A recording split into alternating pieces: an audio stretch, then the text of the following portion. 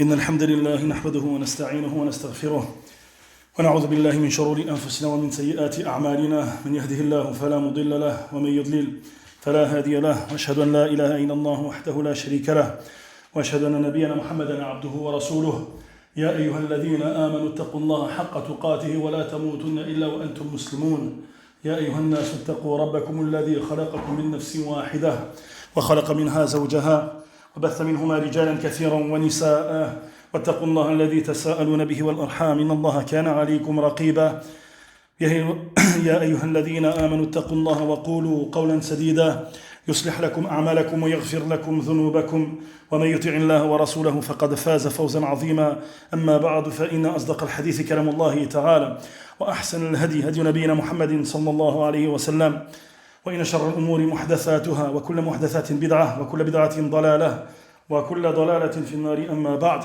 فنحمد الله تبارك وتعالى الذي أنعم علينا بالدخول في شهر رمضان المبارك. Donc, toutes les éloges appartiennent à Allah Tabaraka wa Ta'ala qui nous a permis de rentrer dans ce mois immense, le mois béni de Ramadan, durant lequel nous allons étudier la biographie du prophète sallallahu alayhi wa sallam, un sujet qui est extrêmement important, puisque le prophète sallallahu alayhi wa sallam est celui qu'Allah Ta'ala a envoyé afin d'être un annonciateur de bonnes nouvelles et avertisseur pour les gens. Et voilà que le mois de Ramadan est le mois durant lequel Allah Tabaraka wa Ta'ala fait descendre le Coran, comme il a dit subhanahu. شهر رمضان الذي أنزل فيه القرآن mois de Ramadan durant lequel a été descendu le Coran et il est descendu sur le prophète sallallahu alayhi wa sallam.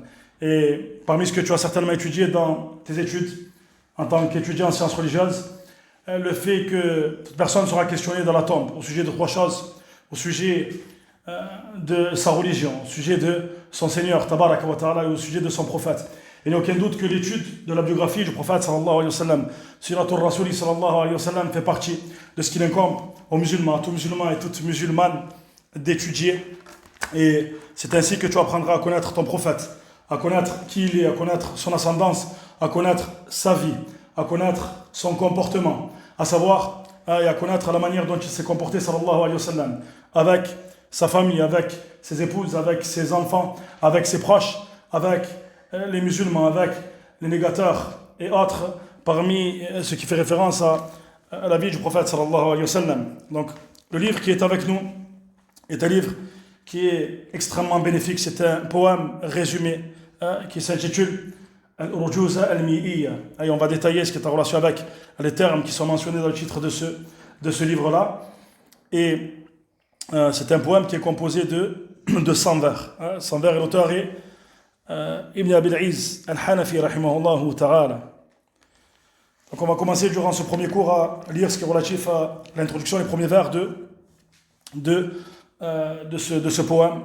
Et on va revenir principalement sur l'explication de Cheikh Abdel Razak al-Badr hafidhahullah ta'ala, et on citera quelques annotations, on citera quelques points, quelques paroles et quelques détails au sujet de certains points de cette biographie. فقال المؤلف رحمه الله تعالى الحمد لله القديم الباري ثم صلاته على المختار. L'auteur رحمه الله تعالى a commencé son poème par la citation de deux choses, ce qui fait référence aux éloges d'Allah tabaraka wa ta'ala et également à la prière sur le prophète sallallahu alayhi wa sallam. Et voilà qu'il a cité ces deux choses comme le font beaucoup parmi les gens de science, de la sunna, en prononçant les éloges d'Allah tabaraka wa ta'ala et les salutations sur le prophète sallallahu alayhi wa sallam. Ce livre-là s'intitule Al-Urjuza, comme on l'a dit précédemment, avant de lire la parole de Cheikh Abdel Razak, s'intitule Al-Urjuza. Ceci est pris du terme, et ceci est pris de ce qu'on appelle Bahr al-Rajz, ce qui fait référence à la science de la poésie de manière générale, et cette catégorie-là fait partie de ce qui est le plus simple. Min asali buhuri ash-shi'r, fait partie de la méthodologie dans ce qui relève de la poésie, de ce qui est le plus simple. Ce poème s'appelle Al-Urjuza al-Mi'iyya. Al-Mi'iyya, car l'auteur l'a affilié au chiffre 100. L'auteur l'a affilié au chiffre 100, tout simplement car il y a 100 vers. 100 vers, lorsque je dis 100 vers, je parle du chiffre 100 qui compose ce livre-là. Et parmi les remarques qu'il incombe de rappeler d'un point de vue de la langue arabe, c'est que lorsqu'on affile quelque chose au chiffre 100, dans la langue arabe, tu dis mi'a. Donc lorsque tu affilies quelque chose au chiffre 100, tu diras mi'iyya, sans la prolongation. Or, on remarque qu'il y a deux ya ici. Le ya de la prolongation, al-mi'iyya, ainsi que le ya qu'on appelle ya un-nasab, le ya de l'affiliation. Et ici, wallahu a'lam, je ne sais pas pourquoi l'auteur a cité ici l'affiliation avec la prolongation, sachant que d'un point de vue dans la langue arabe, ici, on affilie au chiffre 100 en prononçant de cette manière-là al-mi'iyya, sans la prolongation. Allahu ta'ala a'lam.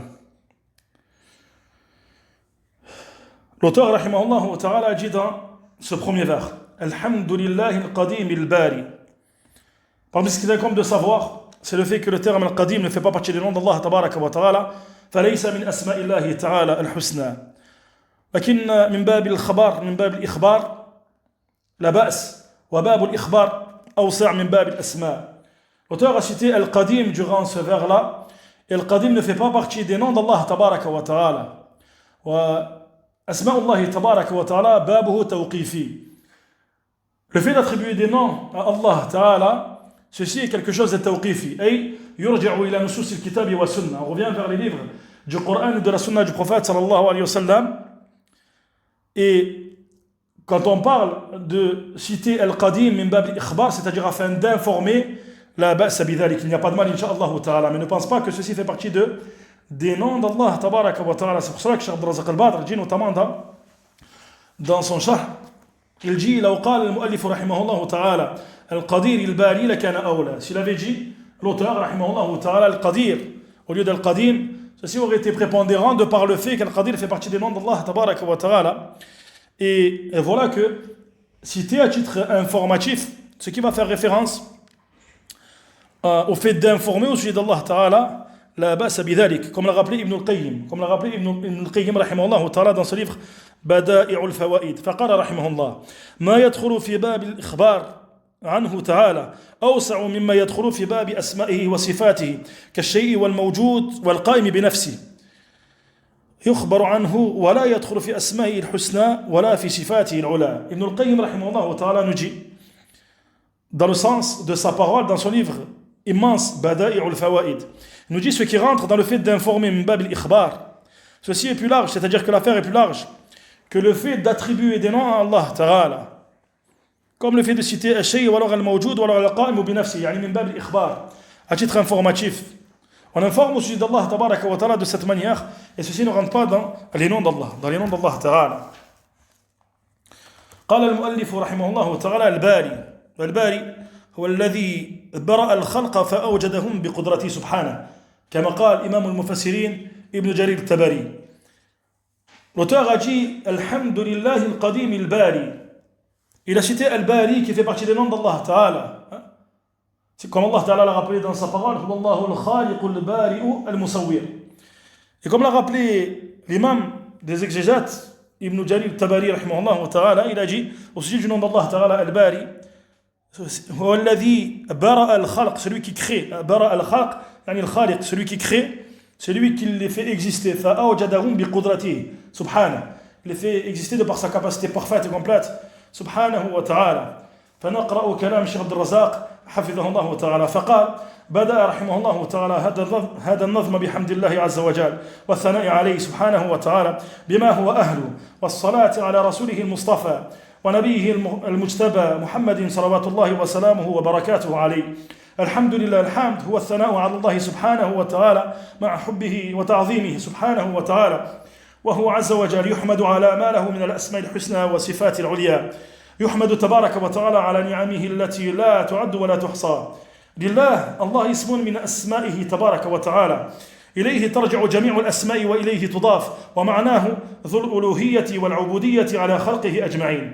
فهو يدل على الألوهية التي هي أوصاف الكمال عز وجل التي استحق بها أن يؤله وأن يعبد وأن يخضع له ويذل, ويدل على العبودية التي هي وصف العبد التي يقتضيها إيمانه بربه سبحانه وتعالى.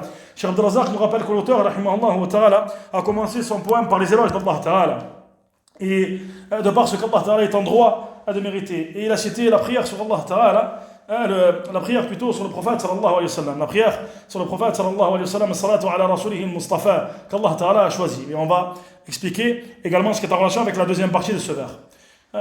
son prophète qu'il a élu et qu'il a choisi, Muhammad sallallahu alayhi wa sallam. Lorsqu'on parle du terme al-hamd, ceci fait référence aux éloges d'Allah tabaraka wa ta'ala. Comme le rappellent les gens de science, ceci implique les éloges d'Allah ta'ala accompagnés d'immensification, accompagnés d'amour et d'immensification.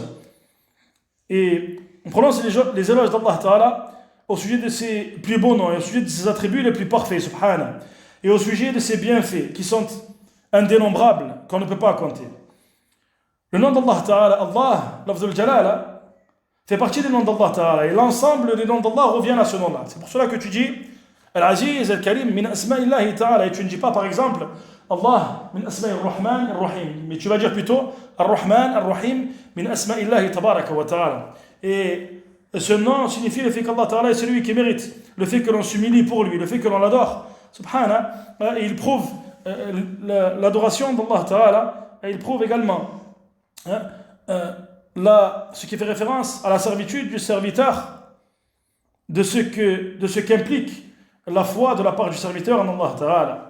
القديم أي الأول الذي ليس قبله شيء وإطلاقه على الله هنا إنما هو من باب الإخبار ولا يصح عده في جملة أسماء الله الحسنى كما بين ذلك الناظم رحمه الله تعالى في شرحه لعقيدة الطحاوية حيث قال وأما إدخال القديم في أسماء الله تعالى فهو مشهور عند أكثر أهل الكلام وقد أنكر ذلك كثير من السلف والخلف منهم ابن حزم ولا ريب أنه إذا كان مستعملا في نفس التقدم فإن ما تقدم على الحوادث كلها فهو أحق بتقدم من غيره لكن أسماء الله تعالى هي الأسماء الحسنى التي تدل على خصوص ما يمدح به والتقدم في اللغة مطلق لا يختص بالتقدم على الحوادث كلها فلا يكون من الأسماء الحسنى وجاء الشرع باسمه الأول وهو أحسن من القديم لأنه يشعر بأن ما بعده آيل إليه وتابع له بخلاف القديم والله تعالى له الأسماء الحسنى لا يعني له الحسنى لا الحسنة.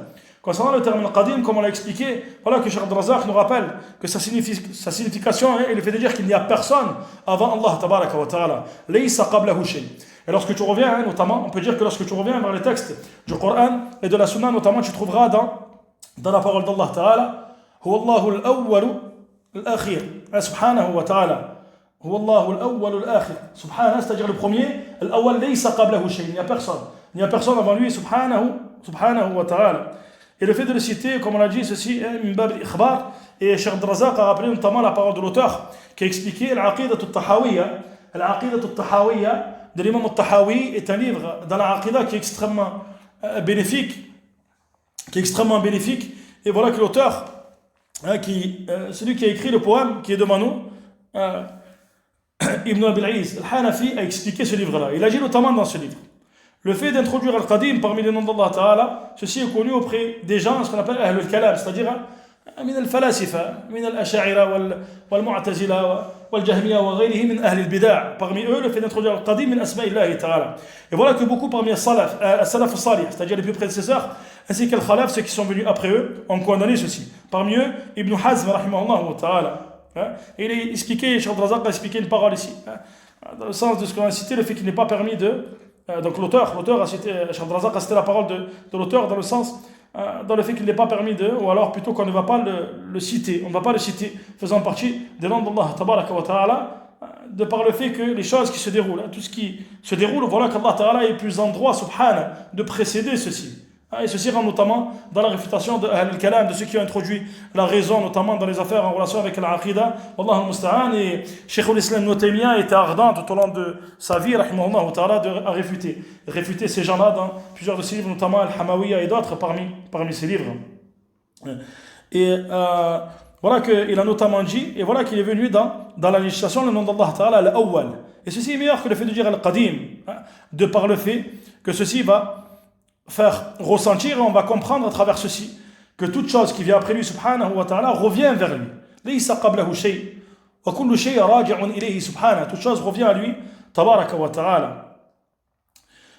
ثم قال شيخ عبد الرزاق ولو قال رحمه الله تعالى القدير الباري لكان أولى لأن القدير من أسماء الله جل وعلا وقد تكرر وروده في القرآن كثيرا. Il nous rappelle notamment que si on aurait dit Al-Qadir, ceci aurait été meilleur car ce nom d'Allah Ta'ala Al-Qadir a été rapporté à de nombreuses reprises dans le Coran, notamment donc dans ce qui est en relation avec ce nom d'Allah Tabaraka wa Ta'ala. قال الشيخ عبد الرزاق الباري هذا اسم من أسماء الله جل وعلا نعم ثابت في القرآن الكريم ومعناه الخالق للمخلوقات المبدع للكائنات الموجد لها بعد العدم.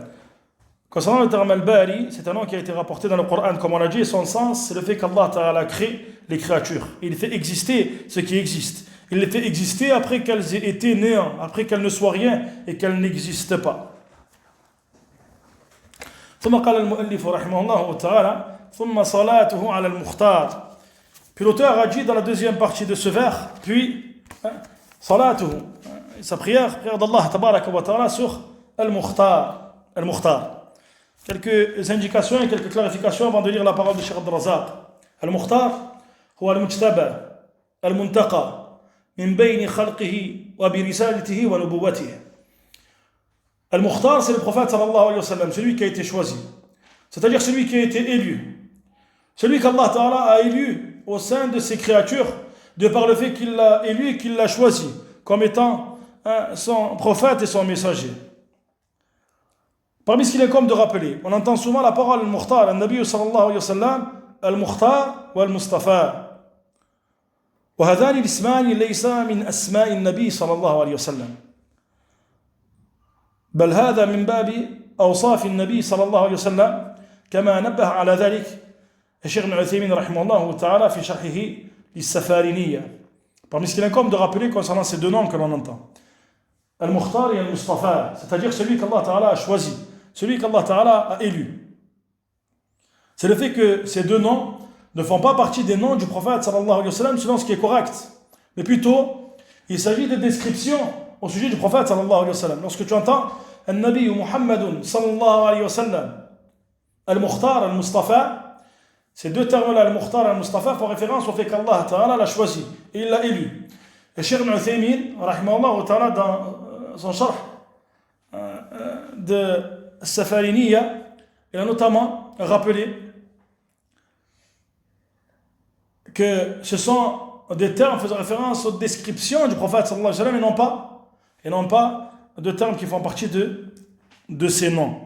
Concernant salatuhu, le terme salatuhu, قال أبو العالية ثناؤه عليه في الملأ الأعلى. Lorsque tu entends sallallahu alayhi wa sallam, sallallahu alayhi wa sallam, alayhi salatu wa salam, que signifie le terme salat? Que signifie salatullahi ta'ala ala abdihi nabiyina sallallahu alayhi wa sallam? Ceci signifie, comme l'a rappelé Abu al-Aliya, ceci signifie les éloges d'Allah Ta'ala dans les nobles assemblées. Les éloges d'Allah Ta'ala dans les nobles assemblées. وقال بعضهم أن الصلاة هو الرحمة. Certains ont dit que ce qui était voulu par le terme salat, c'est la miséricorde al-Rahma. C'est la miséricorde al-Rahma. Cependant, ce qui est correct, c'est le fait de dire que salat, ce n'est pas al-Rahma. Ce n'est pas al-Rahma. Et pour deux raisons.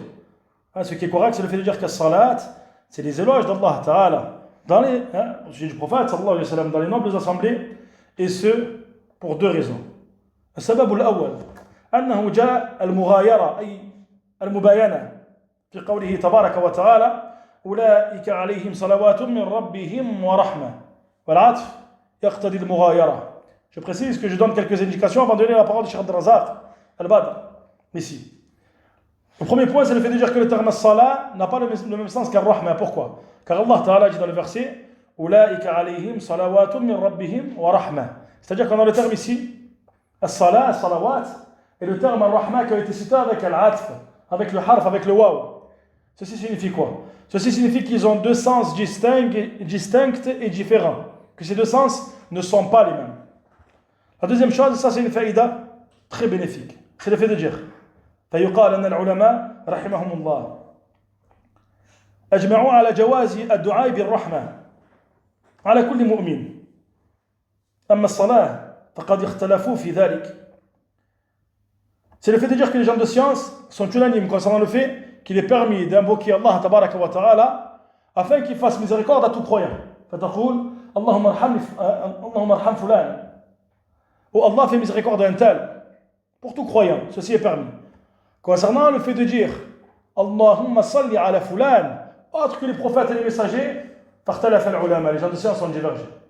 C'est-à-dire que Cette divergence nous prouve ici quoi? Nous prouve ici qu'il y a une différence entre as-salat et ar-rahma. Concernant ce point-là, puisque les gens ont divergé, concernant le fait de dire, Allahumma salli ala fulan à quelqu'un qui est autre qu'un prophète ou un messager, par exemple. وكذلك من باب الفائدة المؤلف ذكر الصلاة ولم يذكر السلام على النبي صلى الله عليه وسلم. Également, parmi les profits et les bénéfices concernant ce vers-là, c'est le fait de dire que l'auteur, rahimahullah ta'ala, a cité la prière sur le prophète sallallahu alayhi wa sallam, que l'on expliquera par les éloges d'Allah tabaraka wa ta'ala, au sujet du prophète sallallahu alayhi wa sallam dans les nobles assemblées, comme on l'a dit. Et il n'a pas dit ثم صلاته وسلامه على المختار. Et ceci est permis, ولا بأس إن شاء الله تعالى. Ceci est permis. Si une personne dirait, mais comment se fait-il que l'auteur n'a pas prononcé les salutations sur le prophète sallallahu alayhi wa sallam, as-salam, nous disons que ceci est quelque chose qui est permis. Ceci est permis.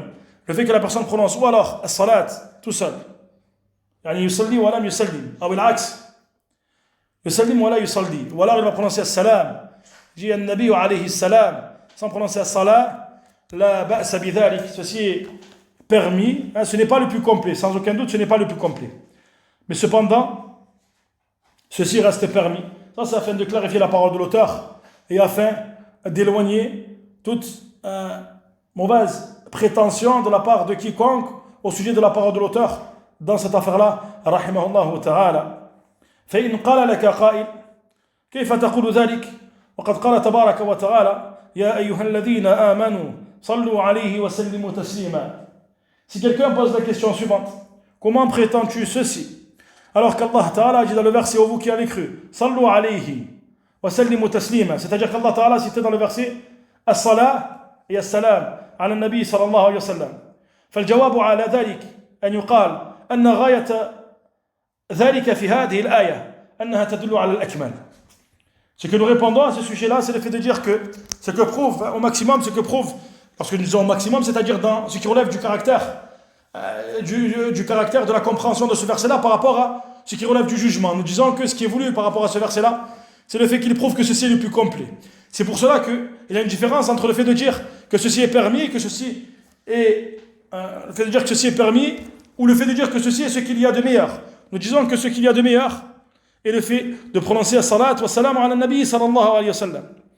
Cependant, si la personne se contente de l'un d'entre eux, ceci reste permis, avec le fait que ceci contredit ce qui est venu dans le verset, donc ce qui est le plus complet est le fait de prononcer les deux, et deuxièmement, ceci est meilleur en récompense. Lorsque tu auras réuni entre as-salat wa salam ala nabi sallallahu alayhi wa sallam, fahada huwa akmal min haythu al-muwafaqa ma'a al-aya wa min haythu al-ajr. Inch'Allah ta'ala, ceci sera meilleur à la fois dans ce qui est concordance, dans ce qui est en concordance avec le verset et dans ce qui est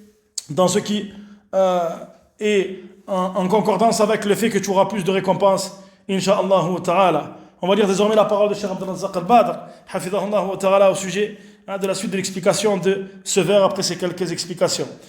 فقال حفظه الله تعالى ثم صلاته أي الله سبحانه وتعالى على المختار محمد بن عبد الله صلوات الله وسلامه عليه والمختار هو المجتبى المصطفى فقال الله سبحانه وتعالى الله يصطفي من الملائكة رسلا ومن الناس ويقول جل وعلا وربك يخلق ما يشاء ويختار ومحمد عليه الصلاة والسلام خيرة الله من خلقه صلوات الله وسلامه عليه والصلاة من الله على النبي صلى الله عليه وسلم ثناؤه عليه في ملائه الأعلى.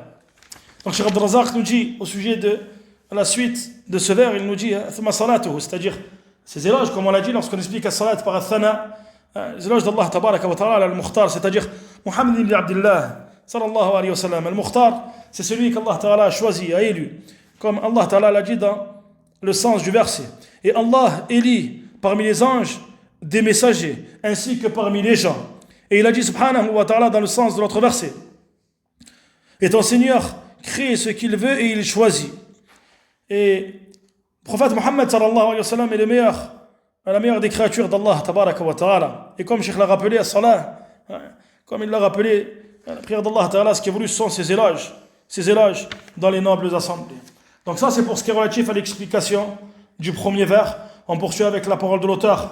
فقال رحمه الله تعالى وبعضها كسيرة الرسول منظومة موجزة الفصول.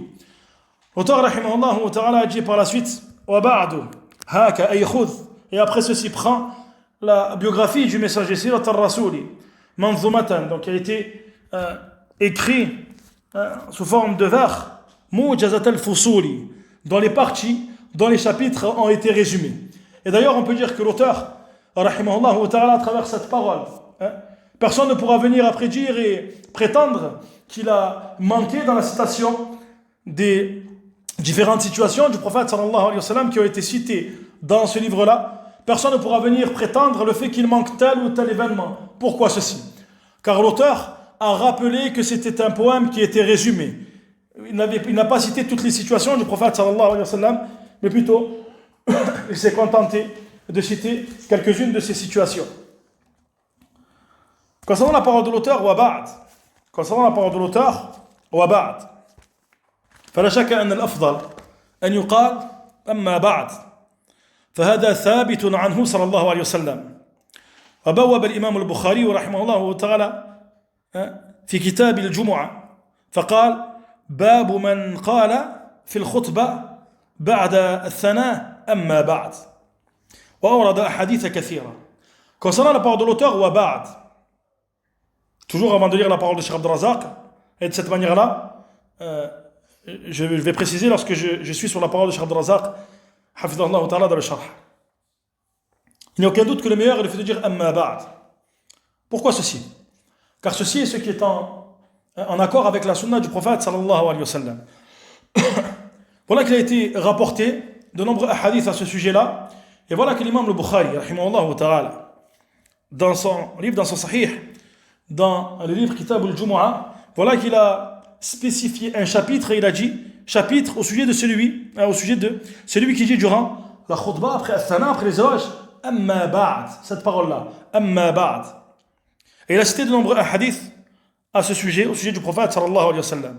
Wa ta'assi bin nabi sallallahu alayhi wa sallam, la shakka annahu al-awla. Et le fait d'imiter, le fait de suivre la sunna du prophète sallallahu alayhi wa sallam, il n'y a aucun doute que ceci est meilleur, est meilleur. L'auteur rahimahullah ta'ala a rappelé que ceci est une biographie, une sira. Wa sira huwa dhikru akhbarihi sallallahu alayhi wa sallam min mawlidihi ila wafatihi. Lorsqu'on a le terme sira, lorsqu'on parle de la biographie sira, d'un point de vue religieux, istilahan, d'un point de vue conventionnel, d'un point de vue religieux, ceci signifie quoi? Ceci signifie le fait de citer les événements, des informations au sujet du prophète sallallahu alayhi wa sallam, depuis sa naissance jusqu'à sa mort. Depuis sa naissance jusqu'à sa mort sallallahu alayhi wa sallam, avec le fait que nous sommes dans une biographie qui est résumée.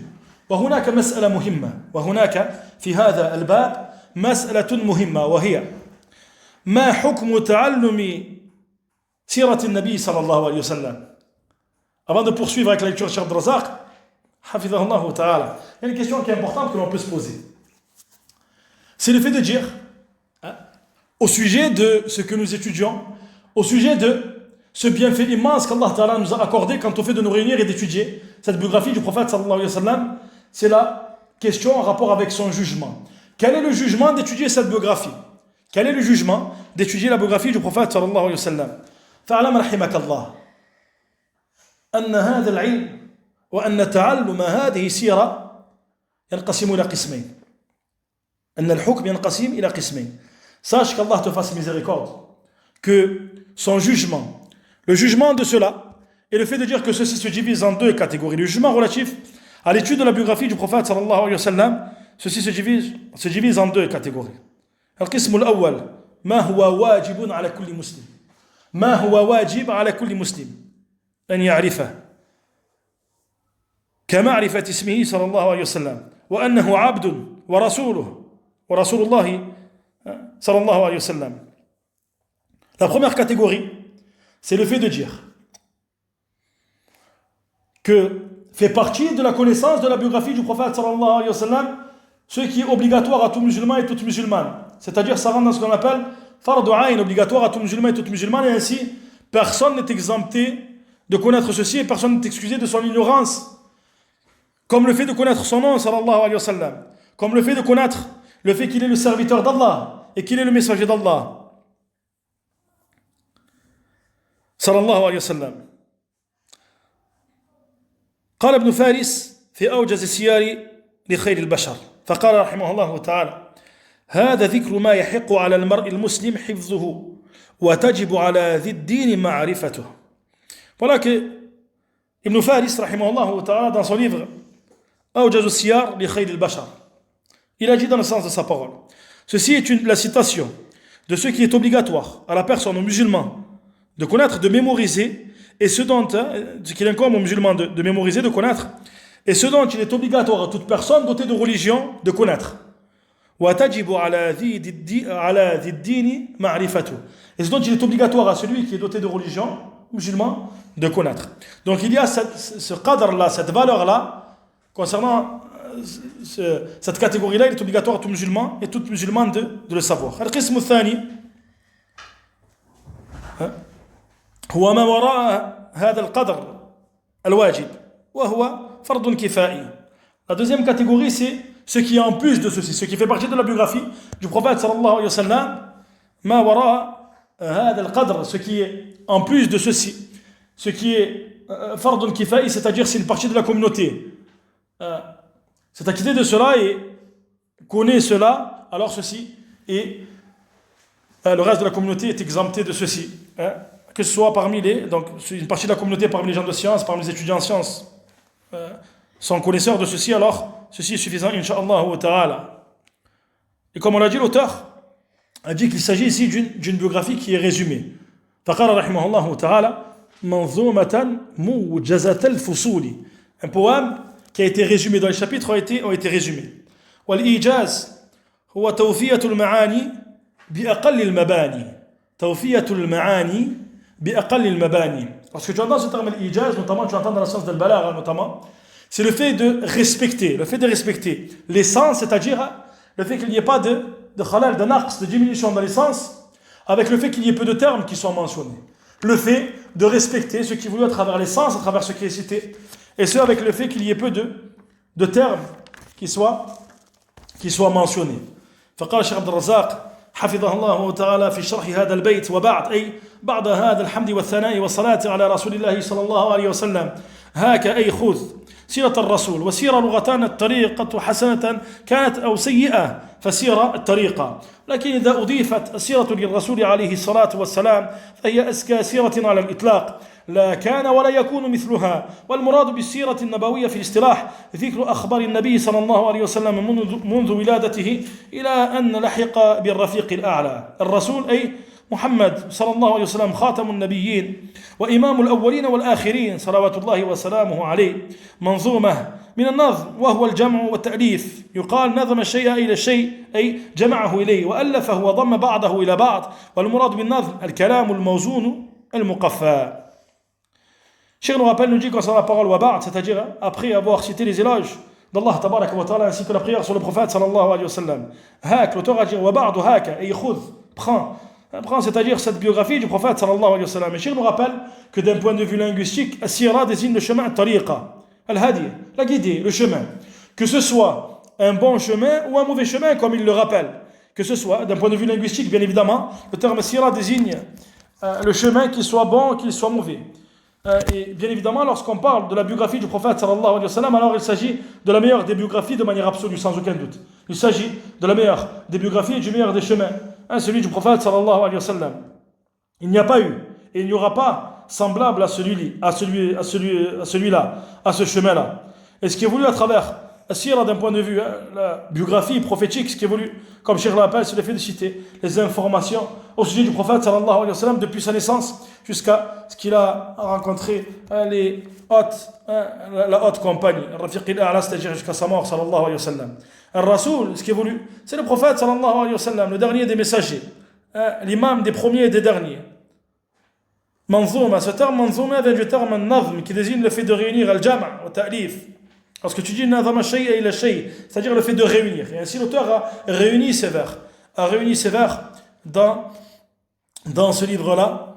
Et ce qui est voulu à travers un nazm ici, c'est bien évidemment la parole al-kalam al-mawzoun al-muqaffa, c'est-à-dire la parole qui est citée de cette manière-là, comme tu l'entends à travers ces rimes que tu vas entendre à la fin de à la fin des vers. ومن فوائد النظم المساعدة على ضبط العلم وحفظه ولهذا اعتنى أهل العلم بنظم فنون الشريعة من منظومات سلسة وأبيات جميلة تعين طالب العلم على حفظها وضبطها موجزي الإيجاز والاختصار فهو راعى في هذه المنظومة الاختصار غير المخل بل إنها مع اختصارها وقلة أبياتها فأبياتها 100 حوت أمهات موضوعات السيرة باختصار وما لم يذكر منها دل عليه ما ذكر الفصول مشيرا بهذا إلى أنه رتب موضوعات السيرة ترتيبا بحسب أحداث السيرة فصلا يتلوه فصل دون أن ينص على كلمة فصل في أثناء النظم لكنها من حيث الترتيب جاءت فصولا متتابعة مرتبة ترتيبا حسنا طيبا في عرض سيرة الرسول الكريم صلوات الله وسلامه عليه. Puis Cheikh Abdelrazak nous rappelle concernant la parole de l'auteur, et il nous rappelle d'abord au sujet de ce qui est en relation avec le poème. Le poème, voilà que les gens de science se sont intéressés à écrire des livres de science, et d'ailleurs tu retrouves ceci que ce soit dans l'aqida, que ce soit dans la jurisprudence, le fiqh, que ce soit dans les fondements al-usul, que ce soit dans la convention du hadith, mustalah al-hadith, que ce soit ici avec le livre qui est avec nous dans la biographie du prophète sallallahu alayhi wa sallam. Les gens de science, rahimahumullah, se sont particulièrement intéressés à écrire des livres de science sous forme de vers, afin de faciliter pour l'étudiant en sciences la mémorisation et la compréhension. Il n'y a aucun doute que lorsque ceci a été écrit et composé de cette manière-là avec des vers, ceci est plus simple pour l'étudiant quant à la compréhension et la mémorisation. Voilà que ceci va aider l'étudiant en sciences. Moujaz, à travers cette parole, voilà qu'il a rappelé qu'il s'agit d'un poème qui est résumé, et l'auteur a veillé particulièrement à résumer ceci sans qu'il n'y ait de déficience, c'est-à-dire sans qu'il n'ait omis des événements importants, malgré le fait que ce poème est résumé, avec le fait qu'il y a peu de vers, comme Cheikh Abdelrazak le rappelle, il y a 100 vers, voilà que il englobe les principaux événements de la biographie du prophète sallallahu alayhi wa sallam de manière résumée.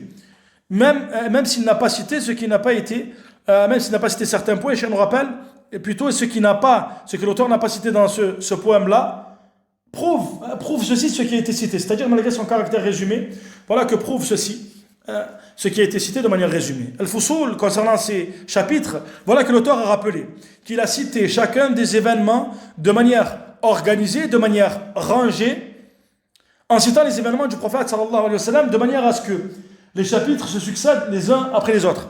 Et parmi ce qui est incombe de comprendre également, c'est que l'auteur n'a pas cité chapitre au sujet de ceci, chapitre au sujet de tel événement, mais plutôt il les a cités par chapitre sans citer la dénomination de ces chapitres. Et ça c'est important, car il t'incombe de comprendre la méthodologie de l'auteur avant même que tu rentres dans l'essence même du livre que tu étudies. Ça c'est vraiment quelque chose d'important, quelle que soit la science ou le livre que tu étudies, il t'incombe de comprendre ce point-là, de comprendre ce qu'il voulait à travers la parole de l'auteur, à travers la méthodologie de l'auteur, à travers son istilah, à travers son langage conventionnel, avant même que tu ne rentres dans le vif du sujet afin d'avoir une meilleure compréhension de ceci. Et d'ailleurs, ce que tu verras, Inch'Allah, c'est que l'auteur a cité ces événements dans l'ordre, et on rappellera ceci afin que ce soit clair, on rappellera ce qui fait référence à la vie du prophète sallallahu alayhi wa sallam à partir de sa naissance, également lorsqu'il a été prophète et messager sallallahu alayhi wa sallam, et également ce qui va faire référence à ce que l'on prend en considération d'un point de vue de la date at-tarikh, notamment concernant les hijra. On rappellera, on essaiera de le faire le plus régulièrement possible, Inch'Allah ta'ala. On rappellera notamment par rapport aux événements après la hijra, que nous sommes ici dans la première année, fi sanati al-wahida ba'da al-hijra, al-thaniya la deuxième, al-thalitha la troisième. On essaiera de le rappeler afin que ce soit le plus clair possible.